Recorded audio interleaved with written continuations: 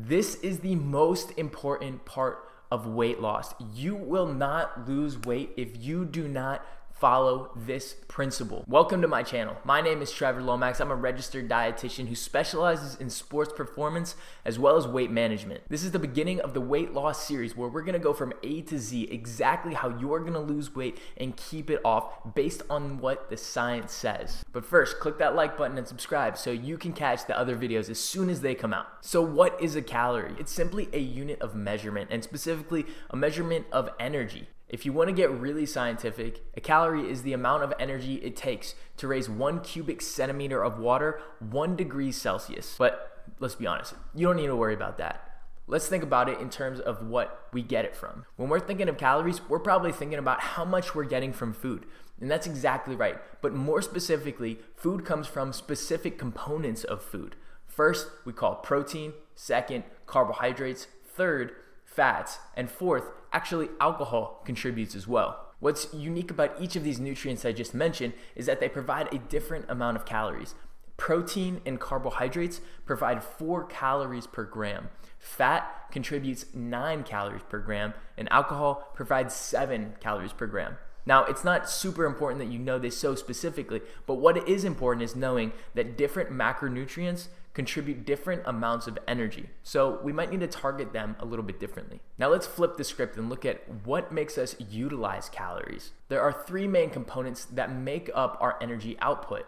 The first one is called basal metabolic rate. You may have heard this referred to as resting metabolic rate, which is slightly different, but typically the terms are used interchangeably. So this basal metabolic rate, or BMR, is the basic amount of calories that you burn just living. This is things like your heart beating, your lungs moving to breathe, other processes that go on in your body that your body's just doing automatically that you don't have to think about. You could think of this as the energy it takes to keep you alive. The important thing to remember about BMR is that it's the greatest percentage of energy that you burn day in and day out. Now that might surprise you, but the next one we're going to talk about is what you probably had thought was going to burn the most energy in the day, which is exercise. I don't think I need to explain what exercise is, but this is more planned exercise. So I'm going on a run, or I'm going to go to the gym and lift weights. So the third component is unplanned physical activity. So this may be things as simple as me waving my hands as I talk, or me walking from here to there in the office as I'm just getting work done in the day. Now when we look at these 2 components of intake and output, we can start to visualize a scale between the 2.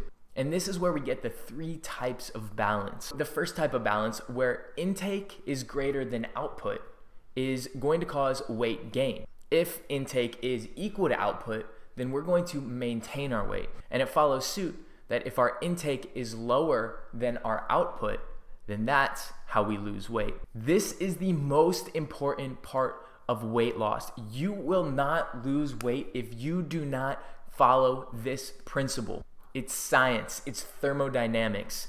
It doesn't happen without this. Whether you think you're in a calorie deficit or not, it doesn't matter, because if you're not losing weight, you're not in that deficit by definition. But before you guys think, oh, all I need to do is eat less and work out more, that's not necessarily the case. So listen to this. Too little available energy is also detrimental. And this happens when you exercise too much and eat too little.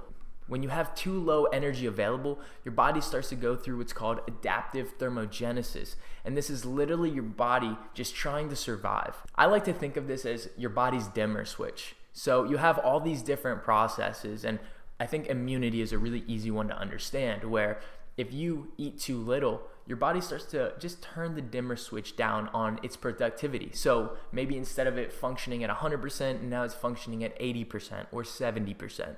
And you may find that you get sick more often. But that also means that you're not utilizing as much energy throughout the day. We may see this in other areas, such as that activity I talked about where you're moving your hands, blinking, tapping your foot throughout the day. You may see a decrease in those.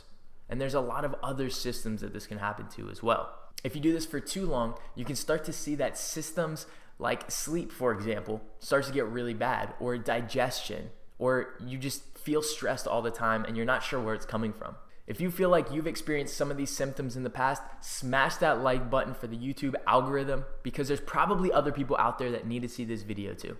Now, I'm sure you're all wondering, well, does this mean that I need to track my calories so that I know where I stand?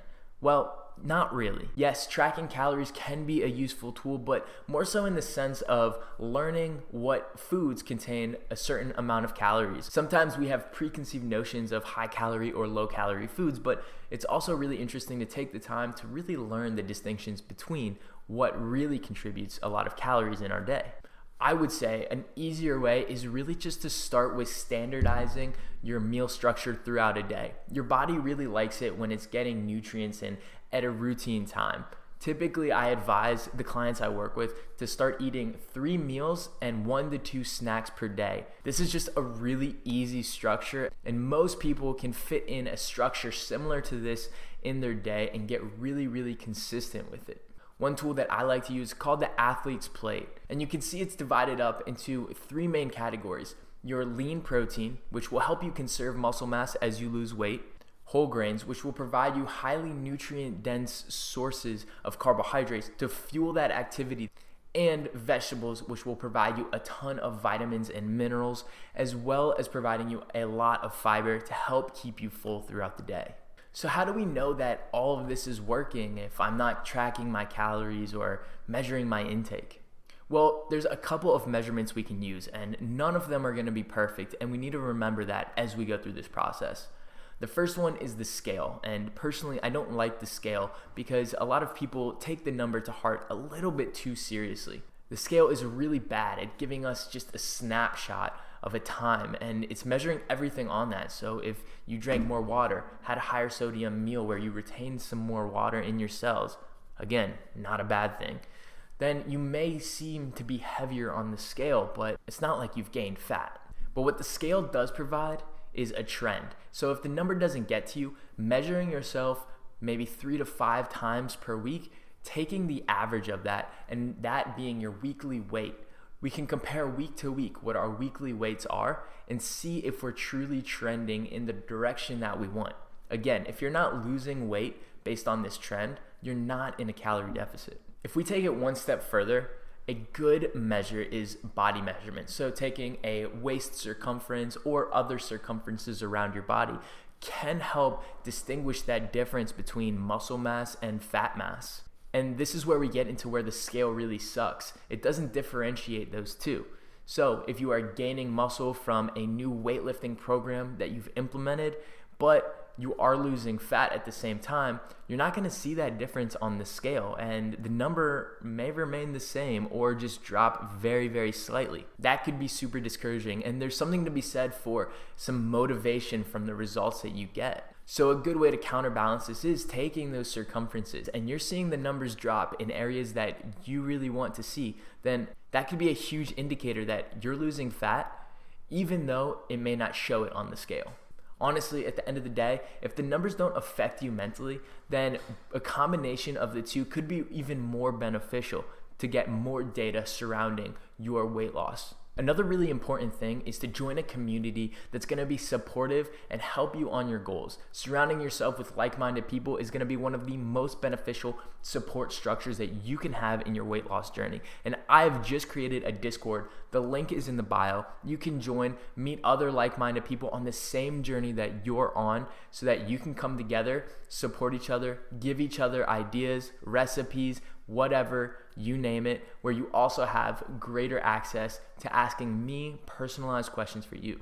To continue to build this community, I hope that you'll share this video with a family member or friend who may be on a similar journey to you and could benefit from this video. Next, we're gonna be talking about macronutrients and how we can ensure that what we're losing is more fat than it is muscle. So stick around.